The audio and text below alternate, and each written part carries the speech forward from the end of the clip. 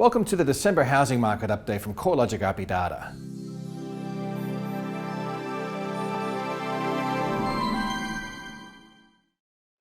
Capital city dwelling values fell by 1.5% over the month of November and recorded their largest decline over a 3-month period since December 2012.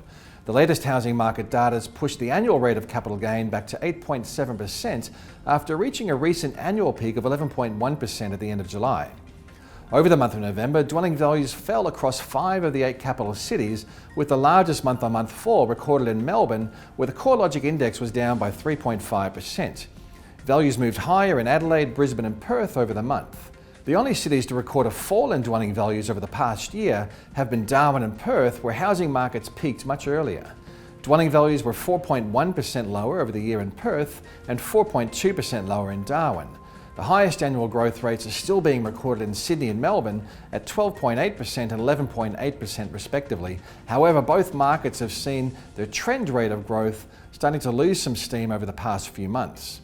The slowdown can be attributed to several factors, including higher mortgage rates, a requirement for larger deposits, and tighter serviceability requirements from lenders. Additionally, market-driven factors such as affordability constraints and weak rental returns are also acting as a disincentive to prospective buyers in the market.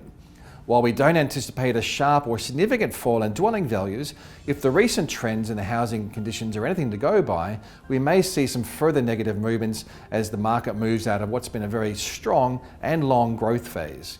As a refresher, the most recent downturn in the housing market ran for 19 months from October 2010 through to May 2012, and dwelling values fell by 6.9%.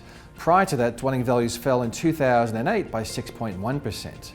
The Reserve Bank and financial regulators are likely to be keeping a close eye on the housing market. A less buoyant housing market is likely to provide the Reserve Bank with a greater degree of flexibility in adjusting interest rates with less risk of overstimulating the housing market compared with a few months ago. While the Reserve Bank is likely to welcome a slowdown in the rate of home value appreciation, the overriding objective would be to avoid a significant downturn in the housing market, which would act as a weight on economic growth and potentially impact our financial system stability.